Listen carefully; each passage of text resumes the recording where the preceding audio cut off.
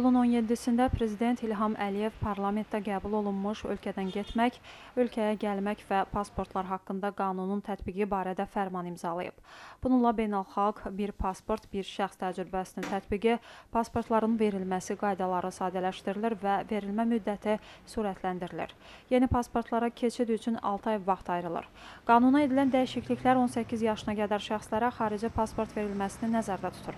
Pasportların verilmə müddəti 10 gün olacaq. Vətəndaş ölkədən uşaqla birlikdə gedərkən həddi bulağa çatmayanların adlarının valideynlərinin pasportlarına yazılması və fotonun yapışdırılması ləğv ediləcək. 1 yaşından 18 yaşına kimi uşaqlara xarici pasport veriləcək. Pasport 1 yaşından kiçik uşaqlara 12 ay, 3 yaşınadək olanlara 36 ay, 18 yaşına qədər olanlara 5 il müddətinə veriləcək. 18 yaşdan yuxarı vətəndaşlara xarici pasport 10 il müddətinə verilir. Xidməti pasportların alınması və dəyişdirilməsi üçün dövlət rüsumu ləğv olunub. Vətəndaşlara verilən pasportların fəaliyyət müddəti bitənə kimi və ya vətəndaşın soyadı atasının adı dəyişənə, həmçinin pasport itənə, yararsız hala düşənə, pasportda və ya elektron daşıyıcıda yanlış informasiya aşkar edilənə kimi qüvvədə qalır. Yeni pasportlar həmçinin biometrik olacaq. Ümumi vətəndaş pasportu tünd yaşıl, xidməti pasport tünd göy, diplomatik pasport tünd qırmızı rəngdə olacaq. Azərbaycan Respublikası hələ 2007-ci ildə Beynəlxalq Aviasiya Təşkilatının tövsiyələrinə əsasən biometrik pasportlara keçidin zərurliyini qeyd etmişdi və 2007-2013-cü illər ərzində biometrik pasportlarla bağlı islahatlara başlanması və həmin islahatların başa çatdırılması ilə bağlı qərar qəbul etmişdi.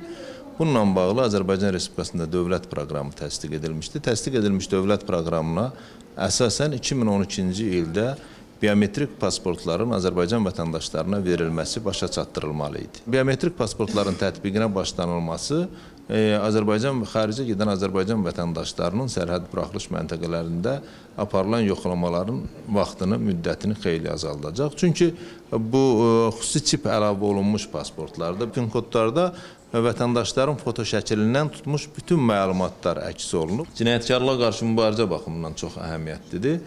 Biometrik pasportlara gedən məlumatların ümumi məlumat bazası yaradılacaq. O məlumat bazasında pasport alan ölkəyə gələn Azərbaycan Respublikası vətəndaşlarının, belə Azərbaycan Respublikasının ərazisinə biometrik pasportlarla gələn əcnəbilərin, yəni öz ölkələrinin biometrik pasportlarının vahid bazasının yaradılması təmin ediləcək. 10 illik verilən pasportların müddəti kifayət qədər böyükdür. Bəziləri də hələ 10 il bundan sonra da bu gün pasport alanlar o pasportdan istifadə edə bilər. Amma bu pasportların dəyişməsi, pasportlaşdırma ilə bağlı da Azərbaycan hökuməti təbii tədbirlər görməlidir ki, Azərbaycan vətəndaşları bundan əziyyət çəkməsinlər. Artıq Daxili İşlər Nazirliyinin baş pasport qeydiyyat idarəsinin qarşısında uzun-uzadı növbələr yaranıb.